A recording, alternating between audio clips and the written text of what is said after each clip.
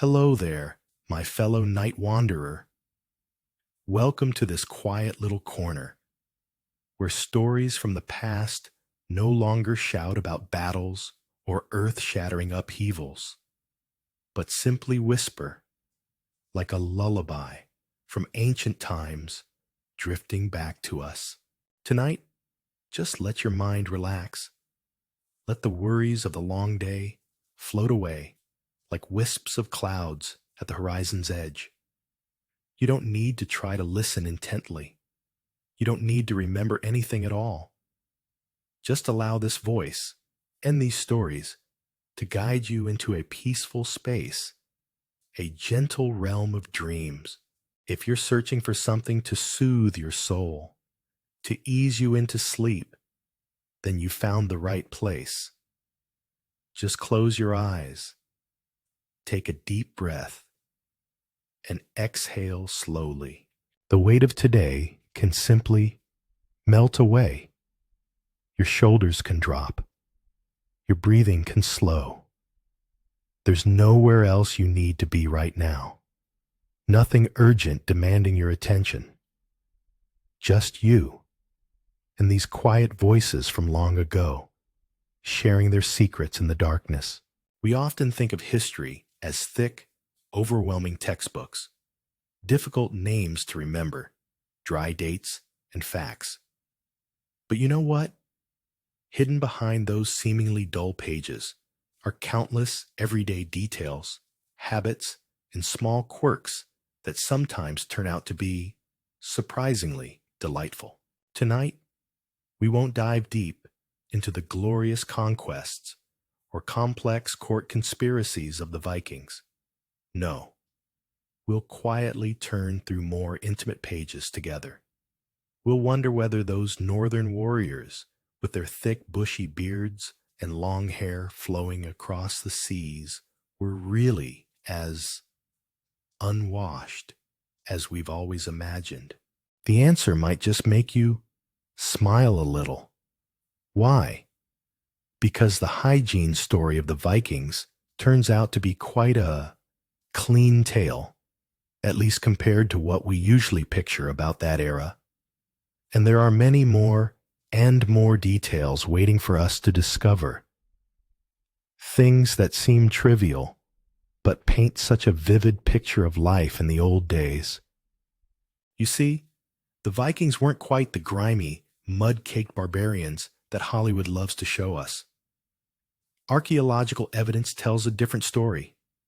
One of combs, carefully carved from bone and antler, of designated bath days, of a people who actually cared quite a bit about, well, not smelling terrible. So just let your mind wander along with these tales.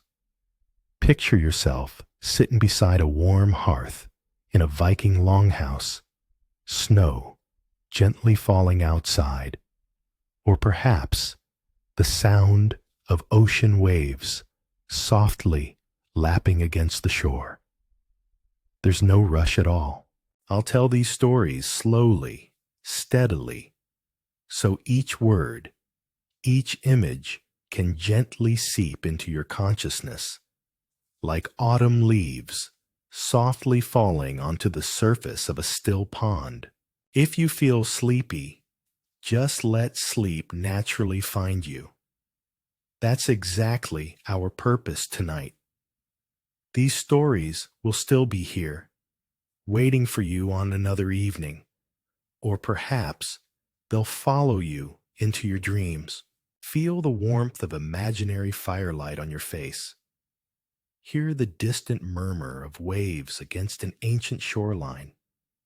Smell the faint scent of wood smoke and sea salt carried on the evening breeze. This is your invitation to step away from the modern world, with all its bright screens and urgent notifications, and into a time when life moved at the pace of the seasons, when people had time to notice small things, like whether their hair was properly combed. Now, let's gently pull back the curtain of time together, returning to the land of dragon ships, of winding fjords, of people we still call Vikings. And the first thing we'll explore together might just be a pleasant little surprise involving their combs and soap. Are you ready to discover? Whether you are or not, let the story begin. Ever so peacefully. In just a moment, we'll meet these ancient people not on a battlefield, not during a raid, but in their most human moments, standing before polished metal mirrors, working intricate braids into their hair, and yes, even taking what they called their weekly lagerdager, their washing day. But first, take another slow breath. Let your body sink a little deeper into comfort. And let's begin this surprising journey together, one gentle revelation at a time. Chapter 1: The Secret Comb of the Bearded Warrior, revealing the surprising grooming habits of the Vikings. When you think of Vikings, what image appears in your mind? Is it those burly warriors, unkempt beards and hair, wearing animal skins, looking like they haven't given much thought to bathing? Hollywood and many folk tales have painted just such a picture. But try to imagine this. You're strolling through a museum, and before your eyes, in a small glass case, you see not gleaming battle axes or sturdy round shields, but combs. Many, many combs, made from bone, from reindeer antler, from walrus ivory. They're intricately carved. Some even have their own special carrying cases, looking so treasured. And not just combs either.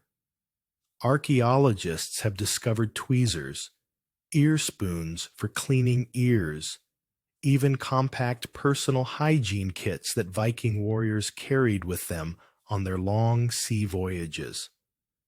What does this tell us, I wonder? Perhaps those Vikings weren't quite as grubby as we've always imagined. Perhaps they had their own standards about tidiness, and maybe even grooming. Picture yourself holding one of these ancient combs. Feel the smooth bone beneath your fingers, worn smooth by countless hands over 1,000 years ago. The teeth are still sharp, still functional. Someone once used this very comb to work through tangles in their hair, perhaps while sitting by a similar fire to the one you're imagining now. These weren't crude, hastily made tools. Many show intricate carvings, geometric patterns, intertwining animals, even runic inscriptions. Some combs were clearly status symbols, made from expensive materials and decorated with precious metals. A warrior might carry his comb in a leather pouch alongside his knife and fire-starting kit, essential tools for survival, and apparently looking presentable. The archaeological record paints a picture so different from our usual assumptions. Viking graves contain not just weapons and jewelry, but these intimate personal items. Combs are among the most common finds in Viking burials, suggesting they were considered important enough to accompany their owners into the afterlife. So maybe, just maybe, those fearsome raiders cared more about their appearance than we've given them credit for. Maybe they understood something we sometimes forget, that how you present yourself to the world matters, even in the harsh realities of medieval Scandinavia. In Old Norse, Saturday was called lagerdager, which means washing day or bathing day. Yes, an entire day of the week dedicated to cleaning the body. This wasn't just some random habit. It seems to have become an important part of their social life. Picture a Saturday afternoon in a Viking village. After a week of hard work, or perhaps having just returned from a hunting expedition, people would make their way to streams, lakes, or even to bathhouses called badstoffa, built near their homes. Water was heated by throwing red-hot stones into large wooden tubs. Steam would rise, carrying the scent of pine wood and whatever herbs they'd added for fragrance. They used bundles of birch twigs tied together, called vita or vasta, to gently beat their skin, improving circulation while cleaning. Can you smell that steam? The fresh, green scent of birch leaves mixed with wood smoke and the clean smell of heated water. Feel the warm, humid air on your skin as you step into one of these ancient bathhouses. The wooden walls would be dark and smooth from years of steam and use. This wasn't just about getting clean. It was also a time to relax, to chat, to strengthen community bonds. You might hear the soft sounds of conversation, the gentle splash of water being poured, the whisper of birch branches against skin. A scene quite different from warriors who supposedly only knew swords and axes. And soap? While they didn't have the kind we use today, Vikings had their own methods for cleaning. They made a crude soap from animal fat and wood ash, which created an alkaline substance that could remove dirt and oils. It might not have smelled like lavender or rose petals, but it certainly worked. Imagine the ritual. Families gathering as the day's work ended, heating water over open fires, the anticipation of that weekly luxury, warm water and time to truly relax, children splashing while adults soaked away the aches of hard labor, the steam rising into the cool Scandinavian air, creating little clouds that disappeared into the darkening sky. Archaeological evidence supports this picture. Excavations of Viking settlements have uncovered remains of bathhouses and drainage systems. These weren't hasty, temporary structures, but permanent buildings that required planning and resources to construct and maintain. The very fact that they had a specific word for bathing day, that it was built into their weekly rhythm, tells us something important. This wasn't an occasional activity when they happened to feel particularly dirty. It was regular, expected, normal. So while they may not have had the daily shower routine we're accustomed to today, Vikings had their own structured approach to cleanliness. Saturday wasn't just the end of the work week.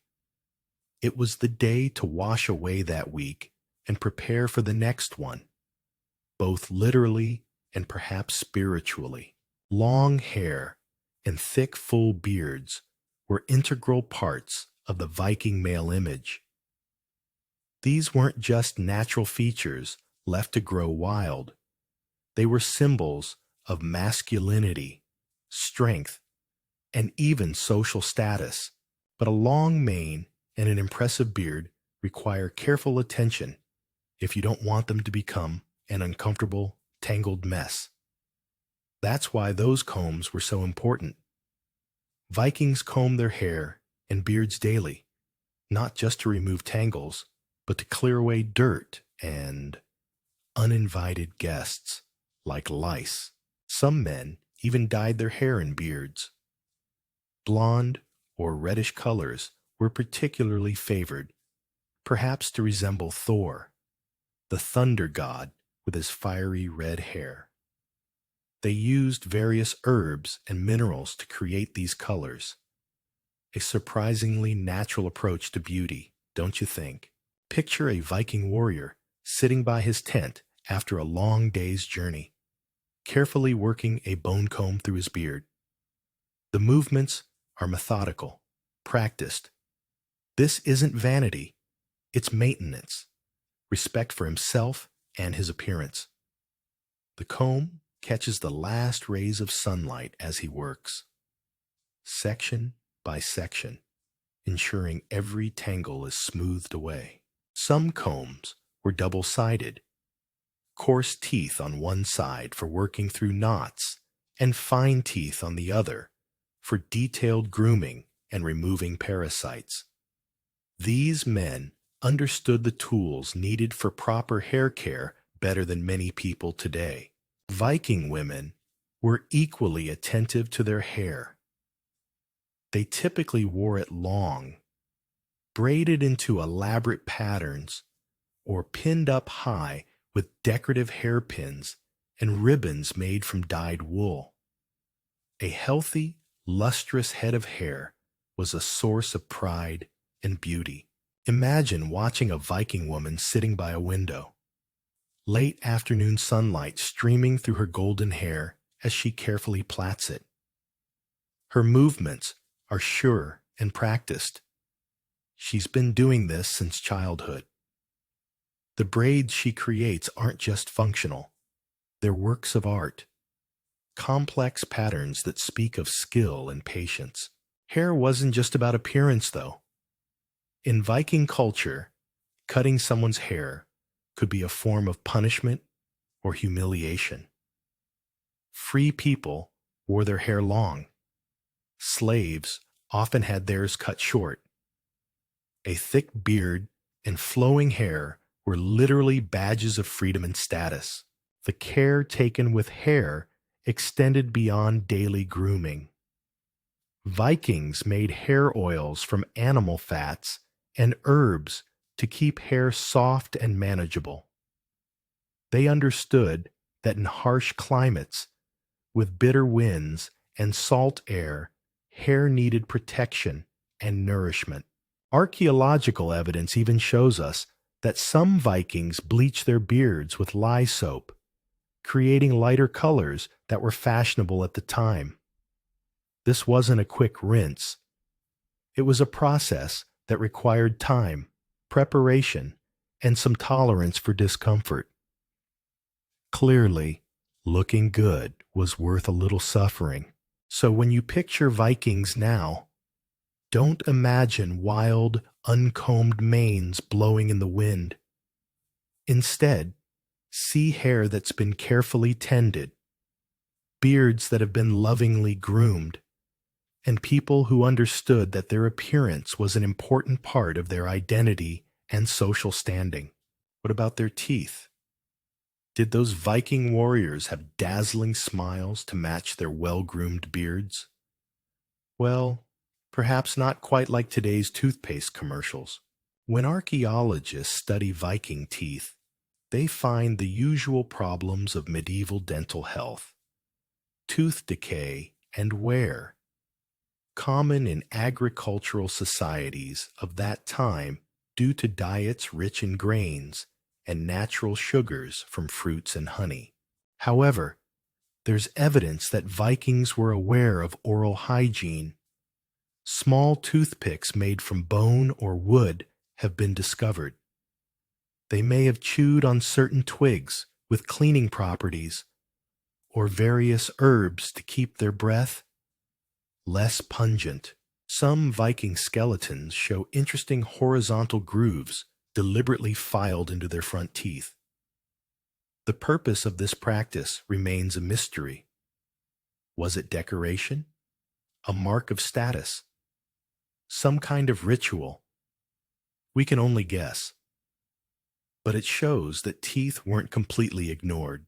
Picture a Viking carefully working a thin bone pick between his teeth after an evening meal, sitting by the dying fire as his family settles in for the night. It's a quiet, domestic moment, the kind of small self-care ritual that connects us across centuries.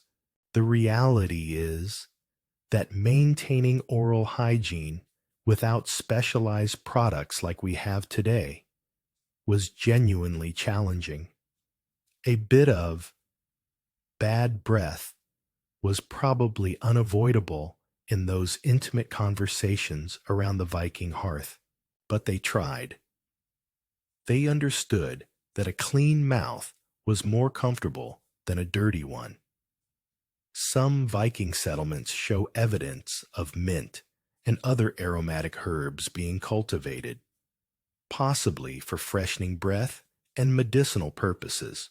In some ways, their dental challenges make their other hygiene efforts even more impressive. They manage to keep their hair lustrous and their bodies clean, even while dealing with the inevitable realities of medieval dentistry. Those mysterious tooth grooves remain one of archaeology's more intriguing puzzles. Found on Viking remains from different regions, they suggest a widespread practice that was important enough to endure significant discomfort to achieve. Whether it was beautiful, intimidating, or spiritually significant, it mattered enough to them to permanently alter their smiles. So there we have it. Through combs and bathhouses, and even those imperfect teeth, we've glimpsed a different side of the Vikings. They weren't the savage barbarians who only knew battle and plunder. They were people of daily life, with personal hygiene needs, with efforts to maintain cleanliness and grooming within their means. Perhaps next time you pick up your own comb or step into your shower, you'll smile a little when you remember the Vikings and their washing day. It's a fascinating connection across the centuries, isn't it? Now, let those images settle softly in your mind. The gleaming hair, the warm steam, and yes, even those carefully carved combs. Let them gently guide you toward an even more relaxed state. Soon we'll discover more and more in tonight's peaceful journey through time. Chapter 2: Beyond the Battlefield. The peaceful, hidden corners of Viking villages. Mostly. Now, let me invite you to step inside a Viking longhouse with me. Don't worry, there's no clashing of swords here. Just the warmth of hearth fires and the gentle sounds of everyday life. The longhouse, true to its name, was a long, narrow structure, usually built from wood, sometimes with walls of clay and stone.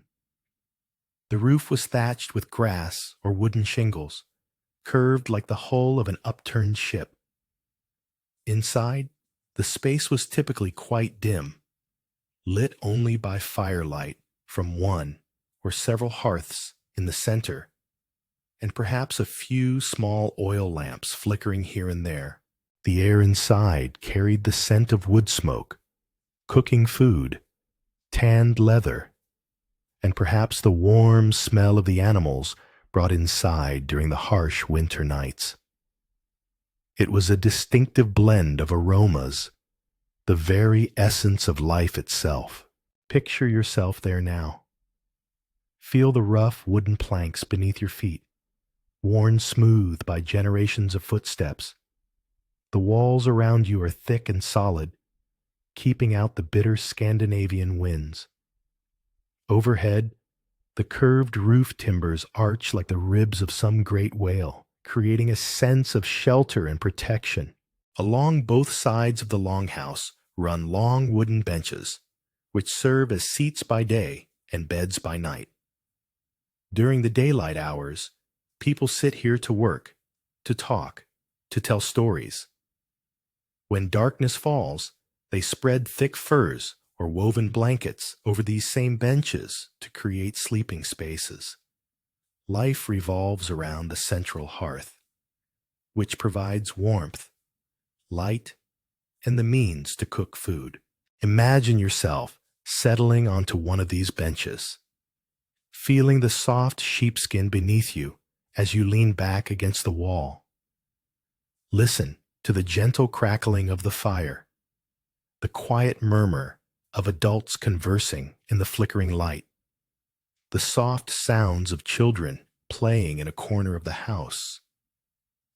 There's something deeply peaceful about this scene, so different from our image of Vikings as purely warlike people.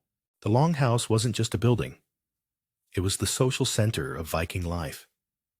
Here, extended families lived together, sometimes as many as 20 or 30 people sharing this single large space. Privacy, as we understand it, barely existed. Instead, there was community, shared warmth, shared stories, shared meals. On cold winter evenings, when the wind howled outside and snow piled against the walls, the Longhouse became a cocoon of human warmth and companionship. People would gather close to the fire, working on crafts by the flickering light, sharing news and gossip, listening to the wise words of elders. The central hearth was more than just a source of heat. It was sacred space, the literal and figurative heart of the home. The fire was kept burning continuously, tended with care and reverence. To let the hearth fire die was considered a serious misfortune, potentially bringing bad luck to the entire household. Can you feel the gentle heat on your face as you imagine sitting near that ancient fire? The way the light dances on the wooden walls, casting moving shadows that seem to tell stories of their own. This is where Viking children learned the tales of their ancestors, where young people found their marriage partners, where the elderly passed down their wisdom to the next generation. The Longhouse was a place of safety in an uncertain world, a refuge from storms both literal and metaphorical. Within these walls, the fierce warriors became simply fathers and husbands, mothers and grandmothers, children learning the ways of their people. When we think about Viking cuisine, we often picture grand feasts with whole roasted animals and horns overflowing with honey mead. While such celebrations certainly happened on special occasions, their daily meals were much more humble and practical. The foundation of their diet was whatever they could grow, raise, and hunt. Grains like barley and oats were used to make porridge, a very familiar dish, isn't it? Or flat, hard bread. Vegetables like cabbage, onions, beans, and various wild greens also found their way to the table. Meat from livestock, cattle, sheep, pigs, and poultry like chickens and geese was valued, but it wasn't always available. Fish, both freshwater and ocean varieties, was a crucial food source, especially for those living near seas or rivers. They dried, smoked, or salted fish to preserve it for the long winter months. Picture the evening meal being prepared in a longhouse. A large iron pot hangs over the central fire, suspended by chains from the roof beams. Inside, a rich stew bubbles slowly, chunks of meat, root vegetables, and barley creating a hearty, nourishing meal. The aroma fills the longhouse, making mouths water and drawing the family together as darkness falls outside. Dairy products were also essential to Viking life. Milk, cheese, butter, and skyr, a thick, yogurt-like product still popular in Scandinavia today, appeared regularly on their tables. Seasonal fruits, like apples and various berries, added sweetness and variety when available. Most food was cooked in clay or iron pots suspended over the fire. Stews were particularly common, easy to make and nutritious, combining whatever ingredients were on hand. Imagine the comforting smell of such a stew simmering throughout a cold afternoon. The anticipation building as the ingredients slowly blend their flavors together. The Vikings were remarkably resourceful with food preservation. They understood that surviving the harsh Scandinavian winters required careful planning and storage. Fish was dried on wooden racks in the coastal winds. Meat was cut into strips and smoked over low fires. Vegetables were pickled or stored in cool, dark spaces. Meals weren't just about sustenance. They were social events that reinforced family and community bonds. Everyone ate together, sharing from common bowls and platters. The head of the household might get the choicest portions, but no one went hungry if food was available. Bread was often baked on flat stones heated in the fire, creating dense, nutritious loaves that could keep for days. The grain was sometimes mixed with ground nuts or dried berries to add flavor and nutrition. These weren't the light, fluffy breads we're used to, but substantial food that could fuel hard physical labor. And what did they drink? Water, of course, but also self-brewed ale with relatively low alcohol content and milk. Mead, fermented honey wine, was reserved for festivals or wealthier families. Most Viking ale was closer to what we might call small beer today, safe to drink and mildly nutritious. Picture a typical evening meal. The family gathered around the fire, steam rising from wooden bowls filled with hot stew. Chunks of dense bread are torn off and shared. Someone pours ale from a ceramic jug into small wooden cups. Children lean against their parents, sleepy from the day's activities and the warmth of the fire. The sounds would be gentle, quiet conversation, the soft scraping of wooden spoons against bowls, the occasional laugh at a shared joke or memory.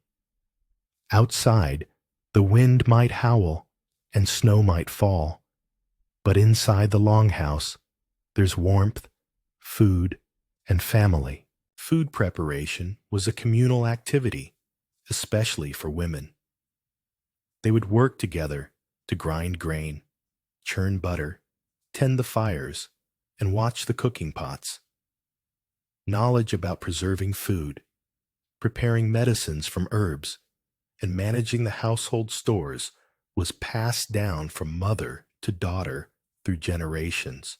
The Vikings understood something we sometimes forget in our busy modern lives, that sharing a meal is about more than just eating. It's about community, about taking time to connect with the people who matter to you, about expressing gratitude for what you have. Not every Viking was a warrior wandering the seas.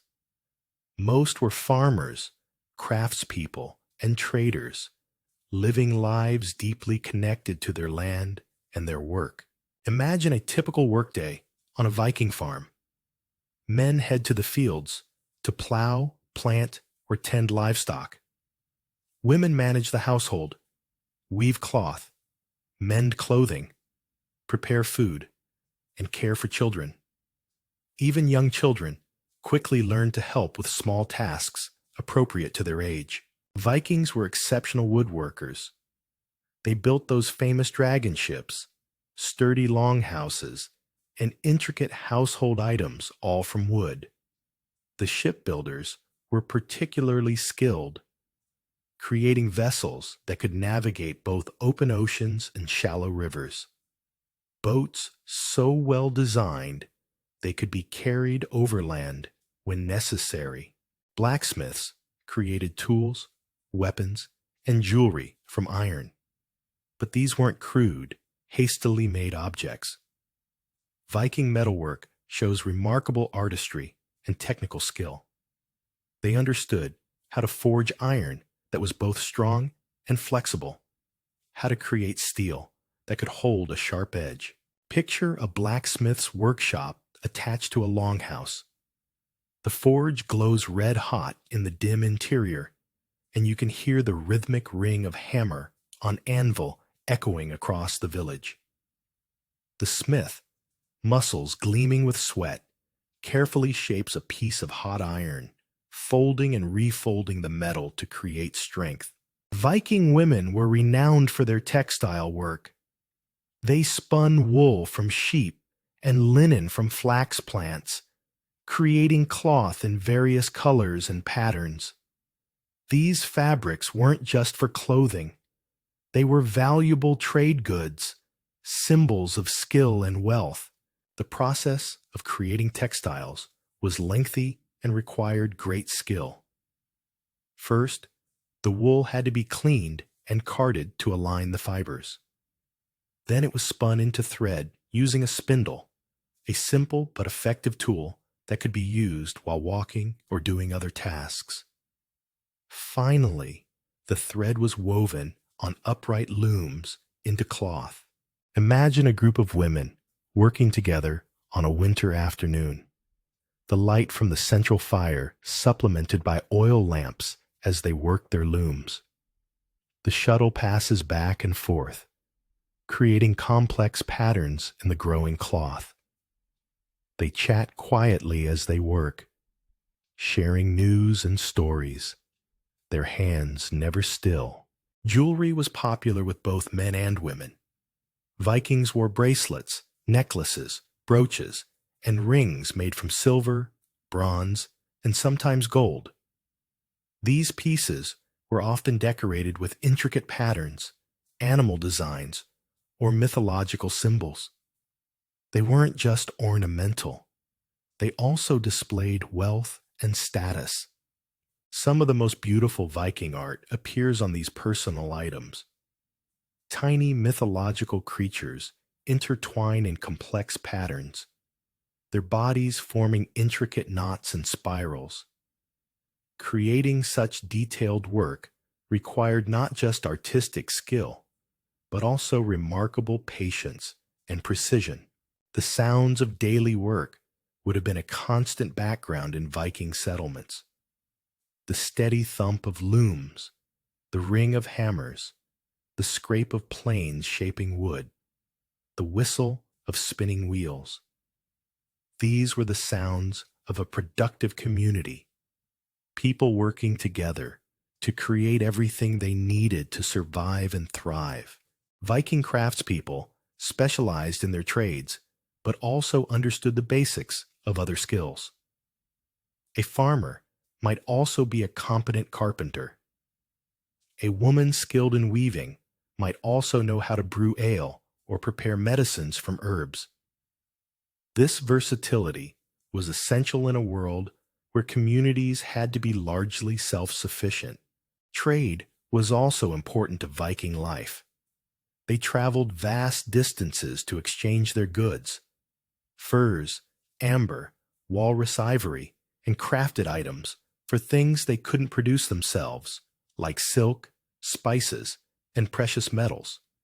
Some Vikings spent their lives as merchants rather than warriors, following trade routes that connected Scandinavia to the rest of Europe and beyond. Picture a merchant stall at a seasonal market, displaying beautiful furs from the northern forests, intricate brooches cast in silver, and lengths of finely woven cloth dyed in rich colors. The merchant knows the quality of each item, the story of how it was made, and its value in different markets. Viking life wasn't all work and warfare. They had their own ways of relaxing and entertaining themselves, though perhaps not as varied or loud as our modern diversions. Board games like Hnefatafl, a strategic war game, were very popular. People could spend hours around a game board, calculating moves and challenging each other's tactics. Children had simpler games like tag, hide and seek, or playing with wooden toys and dolls they made themselves. Picture a long winter evening in the longhouse. Outside, snow is falling steadily, and the wind whistles around the corners of the building. Inside, two men lean over a carved wooden game board, contemplating their next moves in Hnefatafl, while others watch and offer quiet advice. The fire crackles nearby, casting dancing shadows on their concentration faces. Music was also part of Viking life. They played simple instruments like flutes made from bone or wood, lyres with few strings, and probably drums.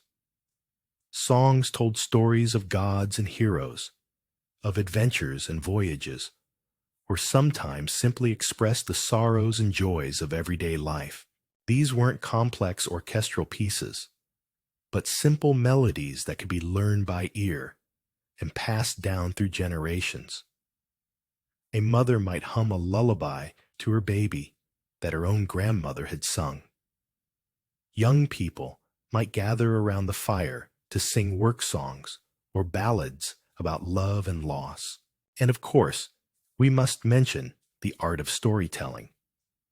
In a society where writing wasn't widespread, spoken stories had tremendous importance. Storytellers called skalds were highly respected.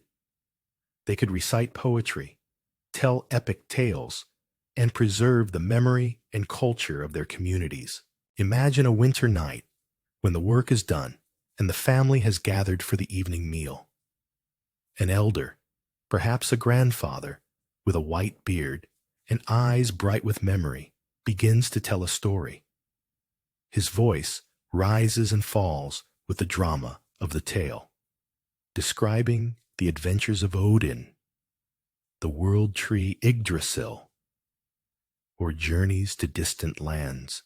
The firelight flickers across the faces of his audience.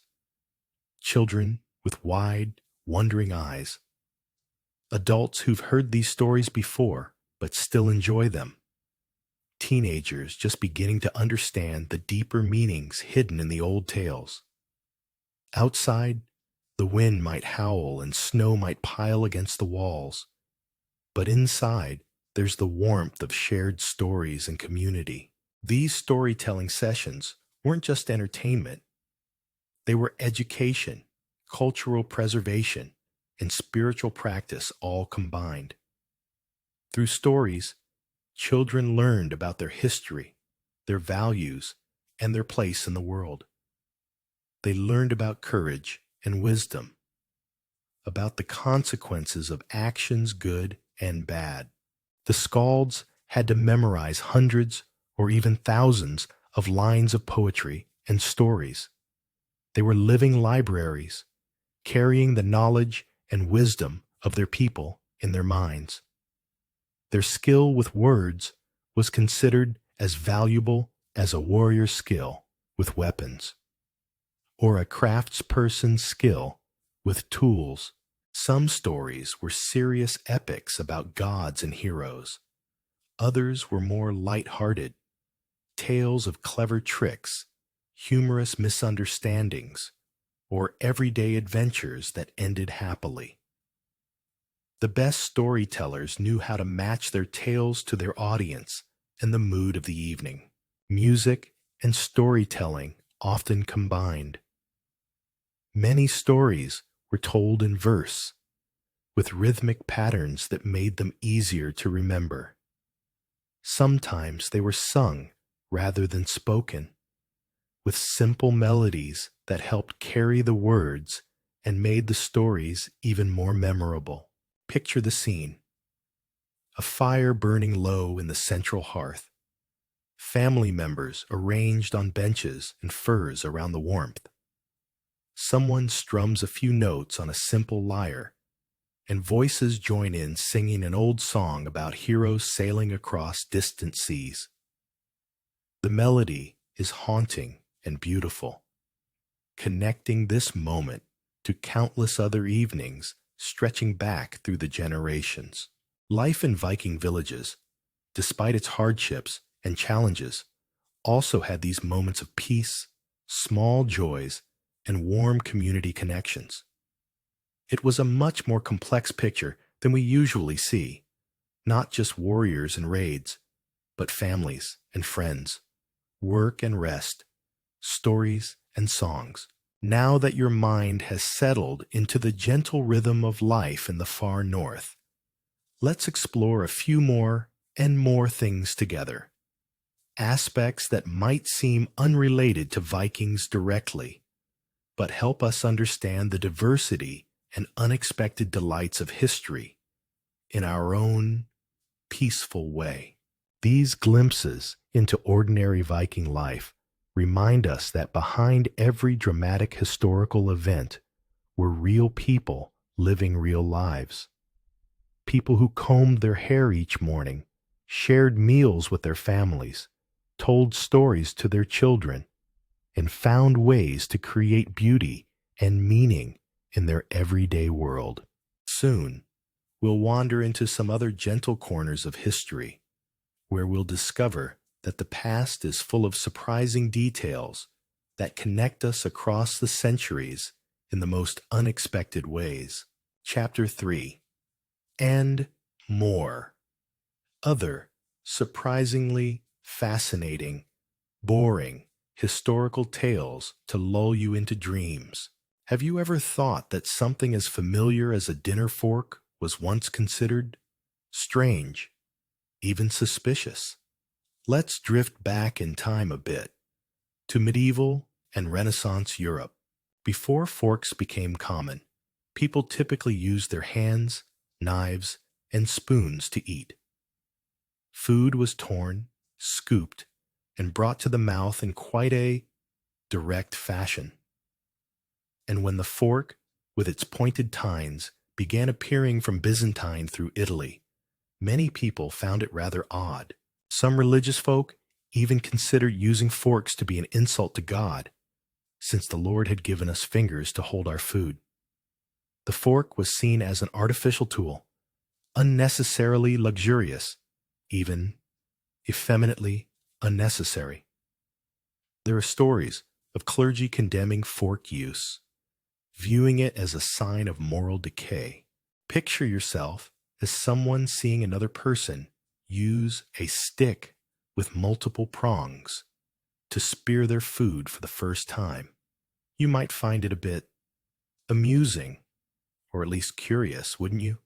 It took quite a long time, across several centuries, for the fork to gradually be accepted and become an indispensable part of Western dining.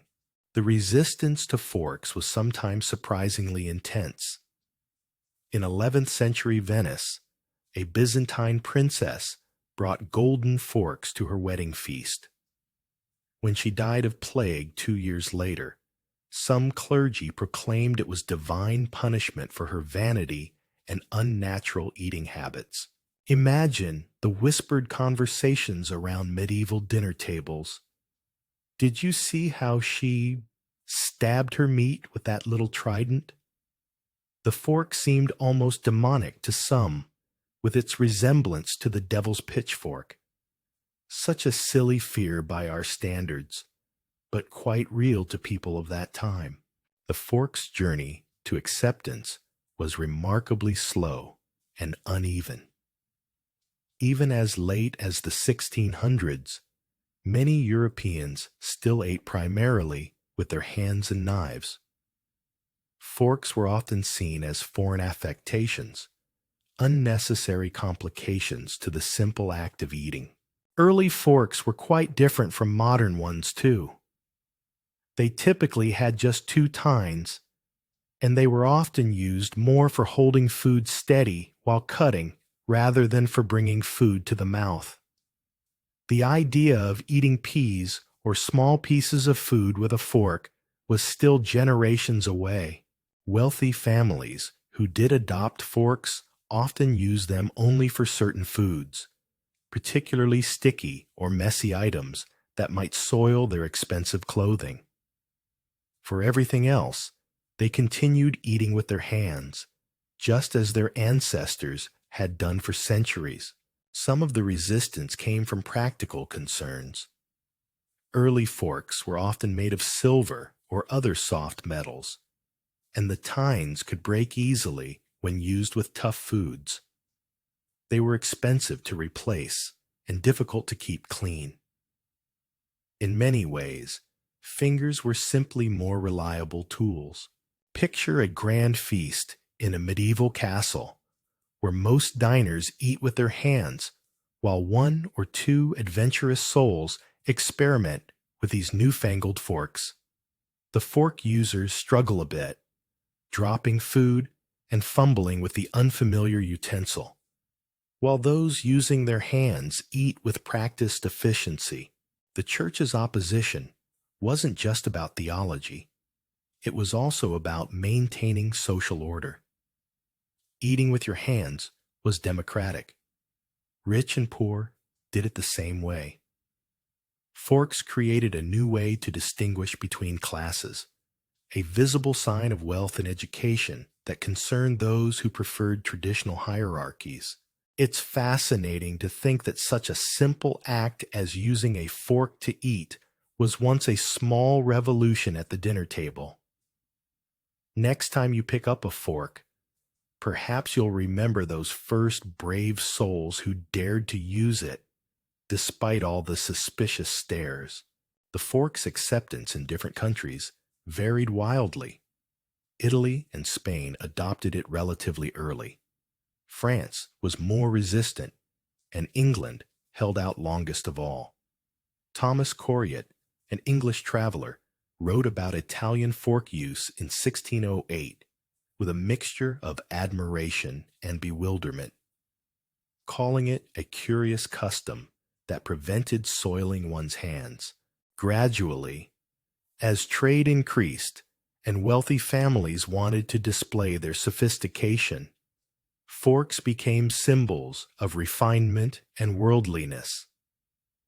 What had once been seen as foreign and suspicious slowly transformed into a mark of good breeding and proper education.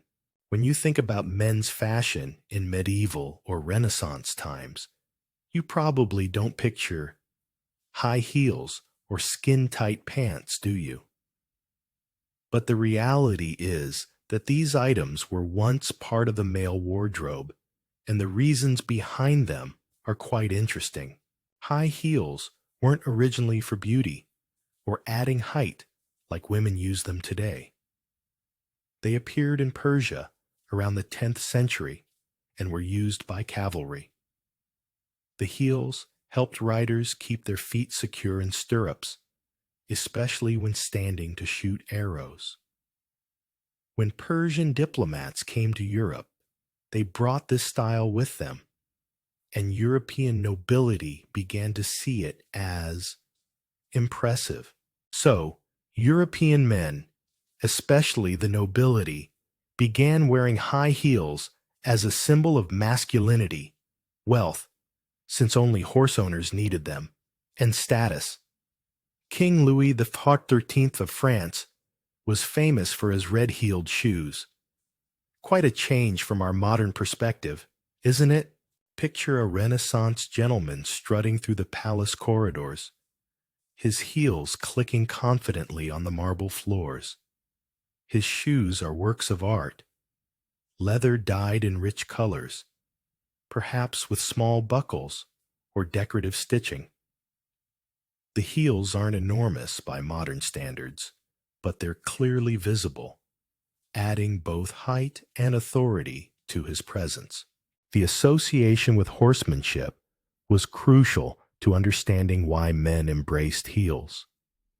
In aristocratic society, knowing how to ride was essential. Heels weren't just practical.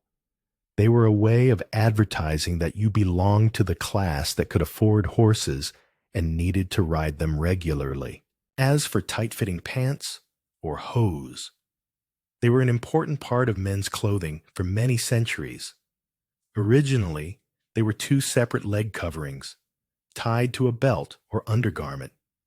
They provided warmth and were also a way to show off well-shaped legs, which was a male beauty standard of the time.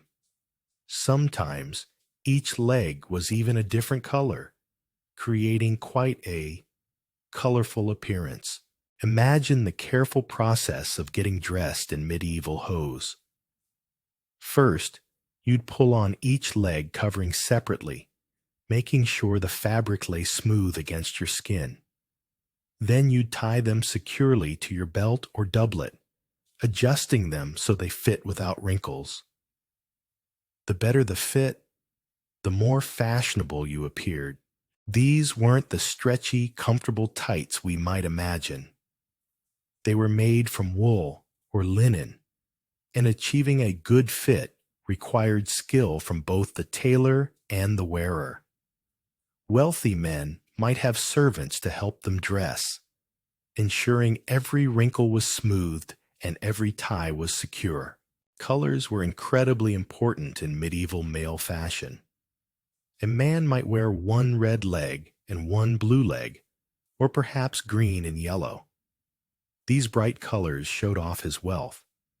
Good dyes were expensive, and his fashion sense. The more elaborate and colorful your outfit, the higher your presumed social status. Try to picture a Renaissance nobleman in full regalia.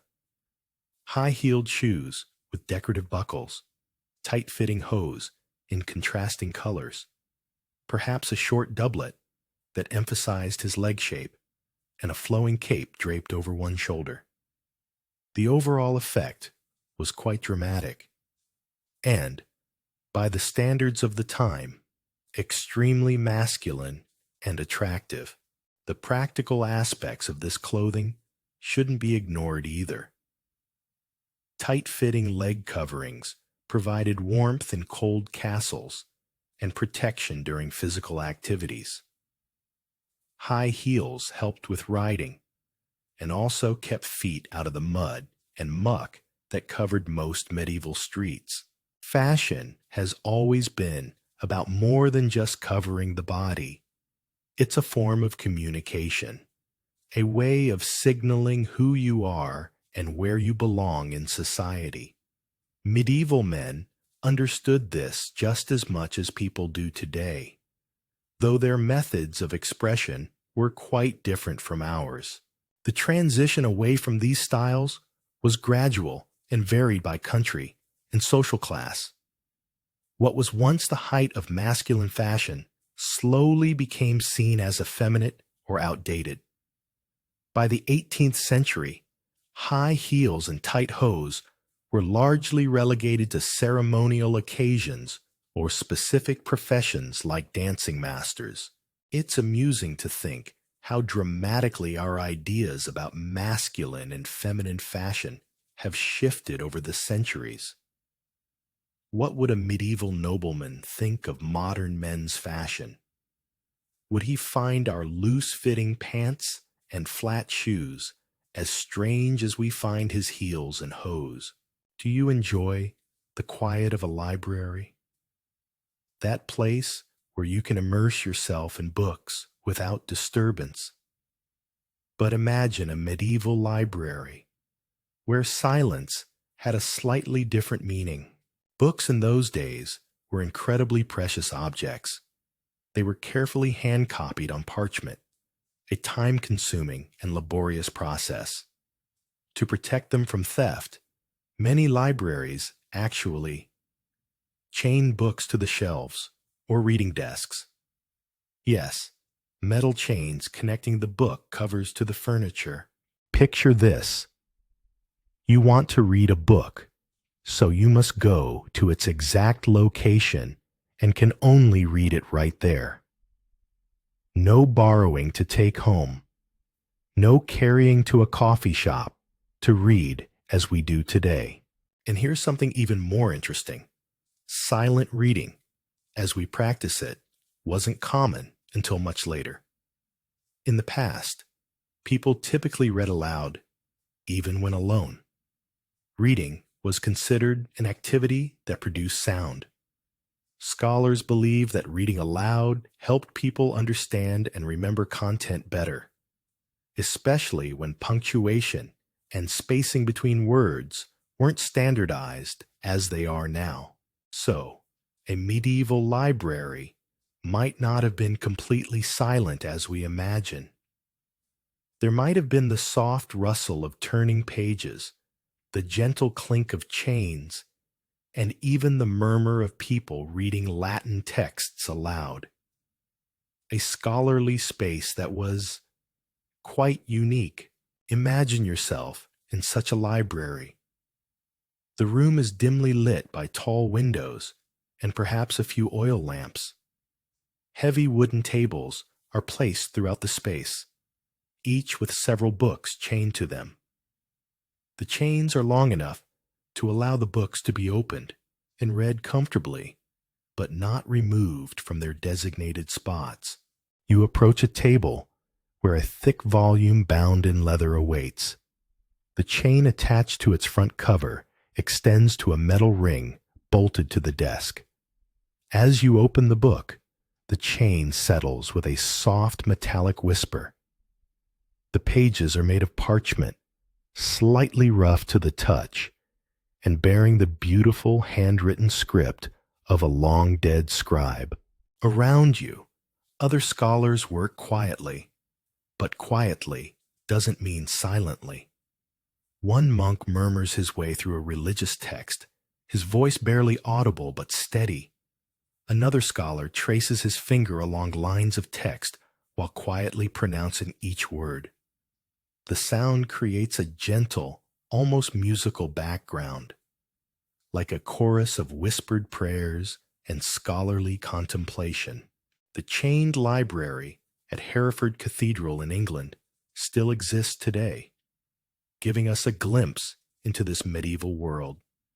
Visitors can see exactly how these systems worked, with books secured but accessible, creating a balance between preservation and scholarship that served libraries for centuries.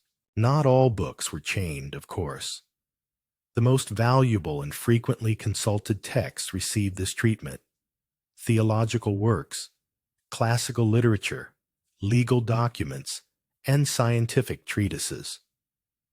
Less valuable books might be stored in locked chests or secured rooms, brought out only when specifically requested by qualified scholars. The process of creating these hand-copied books was extraordinarily time-consuming. A single volume might take months or even years to complete. Scribes worked by candlelight or near windows, carefully forming each letter, adding decorative capitals, and sometimes creating elaborate illustrations in the margins. Think about the care required to read these chained books. You couldn't carelessly flip through pages or mark passages with modern highlighters. Each book was a work of art as much as a source of information, deserving respect and gentle handling.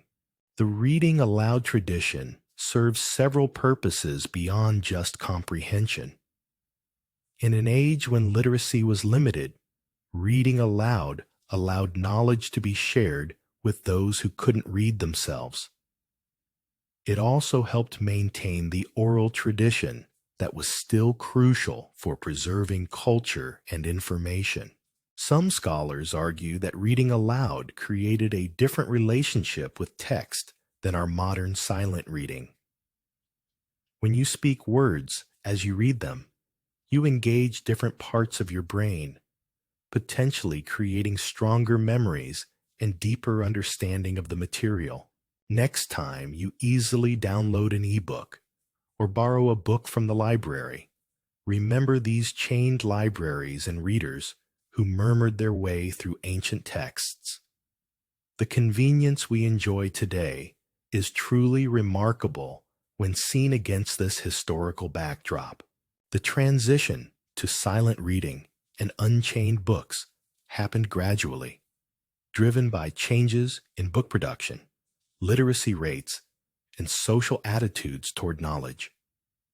The invention of printing made books more common and less precious, while growing literacy made personal book ownership more feasible.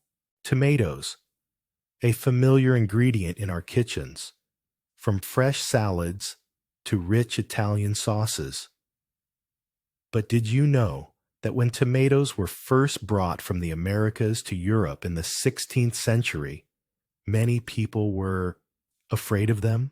The reason was that tomatoes belong to the nightshade family, a plant group that includes many poisonous species, such as deadly nightshade, belladonna.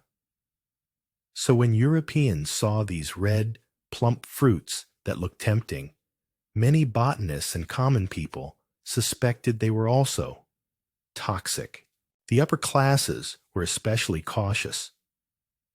There's a story, though not completely verified, that when wealthy people ate tomatoes from pewter plates, the acid in the tomatoes could react with the pewter, releasing lead into the food and causing lead poisoning. This only reinforced the belief that tomatoes were dangerous. Therefore, for a long time, tomatoes in Europe were primarily grown as ornamental plants for their beauty, not for eating. People called them love apples, pomme d'amour in France, or golden apples, pomodoro in Italy, but were still hesitant to actually bite into them. Picture a wealthy Renaissance garden where tomato plants grow alongside roses and other flowers. The gardener tends them carefully, admiring their bright red fruits and lush green leaves, but never considering them food. Visitors admire the exotic plants from the New World, perhaps touching the smooth skin of a ripe tomato, but never tasting it. The fear wasn't entirely unreasonable given the limited botanical knowledge of the time. The nightshade family does indeed contain many toxic plants, and the resemblance between tomato leaves and those of known poisonous plants was close enough to cause legitimate concern. In some regions, tomatoes were thought to cause various ailments. Some believed they caused madness or transformed people into werewolves. Others thought they were too exotic and foreign to be safely consumed by European bodies accustomed to local foods. The wealthy's experience with pewter plates and lead poisoning created a particularly unfortunate association. Pewter was common among the upper classes, and the symptoms of lead poisoning, stomach pain, confusion, and worse, seemed to occur after eating acidic foods like tomatoes from these plates. The connection seemed obvious, even though the real culprit was the lead, not the tomatoes. Imagine the conversations at elegant dinner parties. I heard Lady Margaret fell ill after eating those red fruits from her garden. Yes, I've heard they're quite dangerous. Best to stick with apples and pears. The fear spread through social networks just as food trends do today, except in reverse. It wasn't until the 18th and 19th centuries, particularly in Italy and Spain, that people gradually discovered the deliciousness and safety of tomatoes, and they began to become an important part of Mediterranean cuisine. What a long journey for such a seemingly simple fruit. The transformation of tomatoes from feared ornamental plants to beloved food ingredients happened differently across Europe. Italian cooks, perhaps more adventurous or desperate during times of food scarcity, began experimenting with tomatoes earlier than their northern neighbors. The first recorded tomato recipes appeared in Italian cookbooks in the late 17th century, but they were often presented as curiosities or exotic experiments rather than mainstream ingredients. These early recipes were simple, usually just tomatoes cooked with herbs and oil. Spanish explorers had actually brought tomatoes to Europe much earlier, in the 1520s, but it took nearly 2 centuries for them to become widely accepted as food. During this time, they remained primarily garden ornaments, or, in some cases, were used in folk medicine for various ailments. The poor were often the first to embrace tomatoes as food, simply because they couldn't afford to be as choosy about their diet as the wealthy. Gradually, as these lower-class families suffered no ill effects from eating tomatoes, the fears began to diminish among the upper classes as well. So next time you enjoy a slice of pizza margherita with its beautiful red tomato sauce, remember that there was a time when people looked at tomatoes with suspicious, fearful eyes. The history of food is full of such surprising stories. Familiar ingredients that were once exotic, feared, or completely unknown.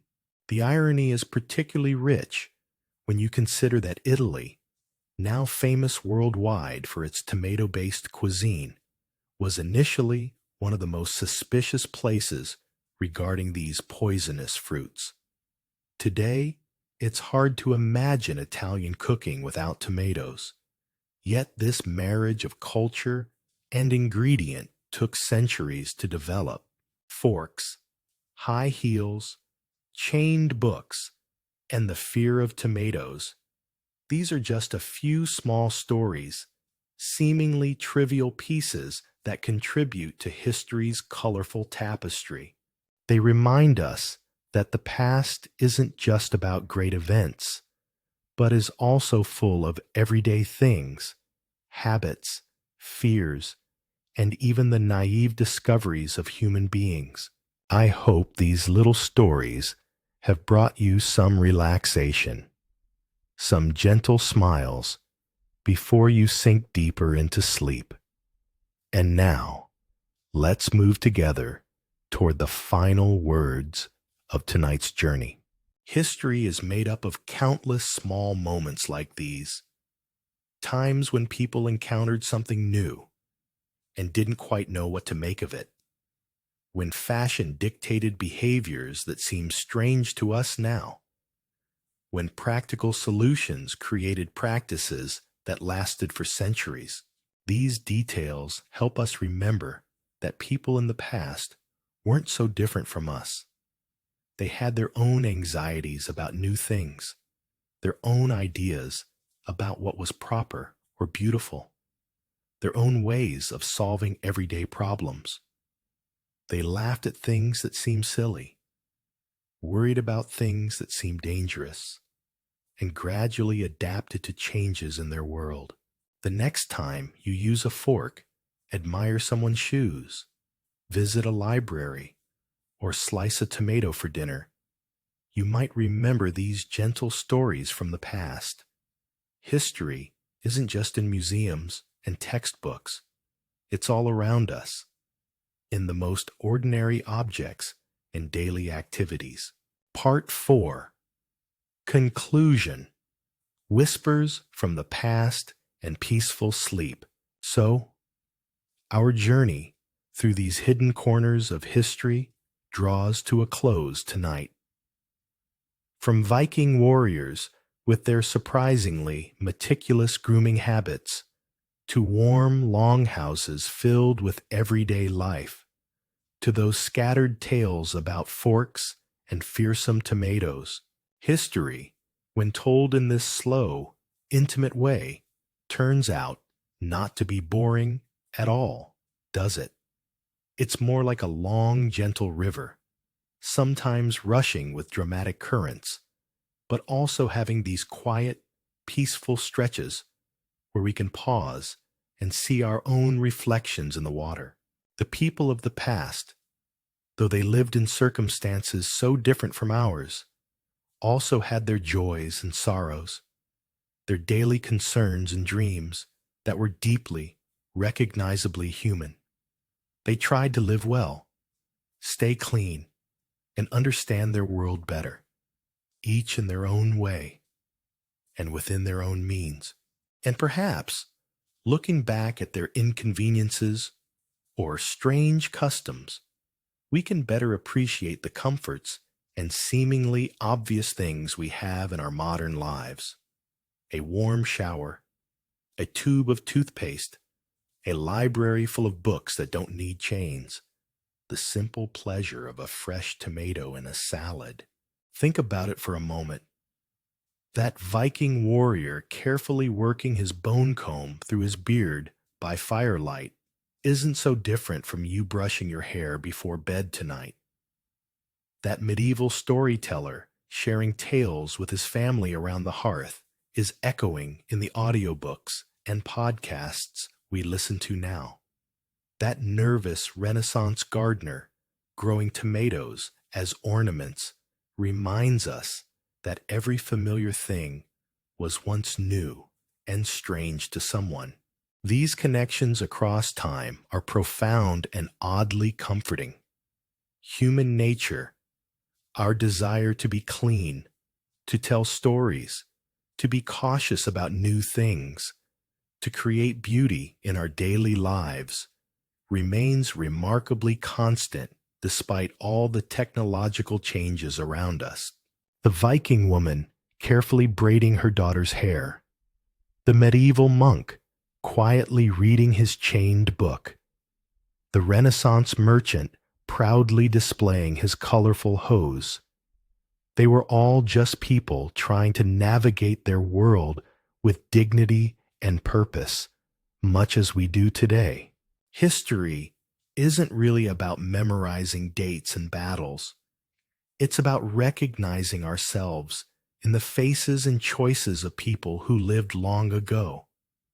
Understanding that human experiences echo across centuries in the most unexpected ways. Now that these stories have settled into your mind, I hope you feel truly relaxed, truly peaceful. These images from the past, these sounds from distant times, may they become gentle companions, guiding you into the deepest, most restful sleep. Let your body completely surrender to rest now. Feel the softness of your pillow, the warmth of your blanket. There's nothing left to think about, nothing to worry over. Just peace and the quiet of the night surrounding you like a protective cocoon. The past has gone to sleep, and so can you. Let beautiful dreams find you. Dreams without anxiety or stress, filled only with tranquility and comfort. Picture yourself drifting on that gentle river of time we talked about, floating peacefully between past and present, carried by warm currents toward the most restful sleep. The Vikings have laid down their combs and settled by their fires. The medieval storytellers have finished their tales. The Renaissance gardeners have tended their strange new plants and gone to bed. All of history is settling into quietness around you.